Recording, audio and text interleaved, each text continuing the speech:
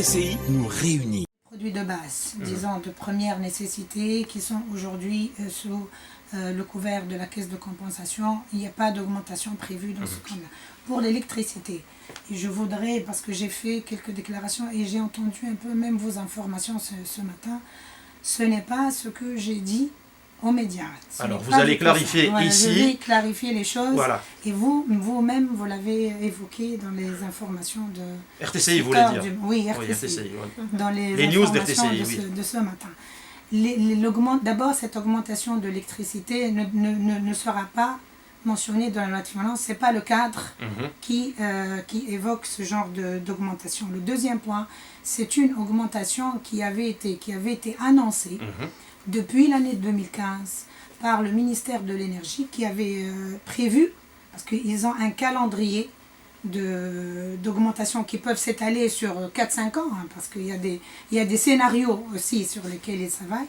Et l'un des scénarios, pour un peu remédier au grand problème que connaissent les entreprises publiques aujourd'hui, l'un des scénarios est de prévoir cette augmentation de l'électricité. Donc c'est une action qui a été prévue par l'ancien gouvernement depuis l'année 2015. D'accord. De combien à peu près? Peut-être que l'une, je ne sais pas, je sais peut-être, je ne vais plus me prononcer sur des taux qui peuvent par la suite être, parce qu'il y a plusieurs médias qui ont repris cela. Ce n'est pas une décision qui fera l'objet de la loi de finances complémentaire.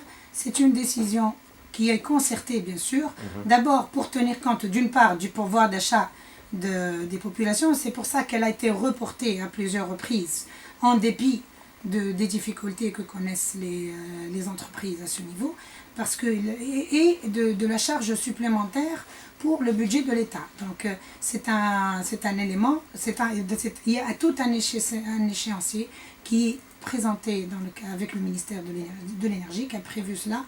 Et il faut aujourd'hui, bon, au niveau de l'électricité, oui, mais pour les hydrocarbures, il faut aussi penser à cette application automatique, d'ajustement automatique qui a été déjà faite et sur lesquelles, et ce qui sera adopté pour les prochains échéanciers prévus. C'est-à-dire, dès qu'il y a une baisse au niveau des prix internationaux du baril, cela sera répercuté sur les prix à la pompe. Et s'il y a une augmentation, la même chose. Donc l'électricité, c'est un point qui a été prévu en 2015. Et ce n'est pas une nouvelle mesure qui a été prise dans la loi de finances complémentaire. Dans la loi de finances de 2017, pas du tout.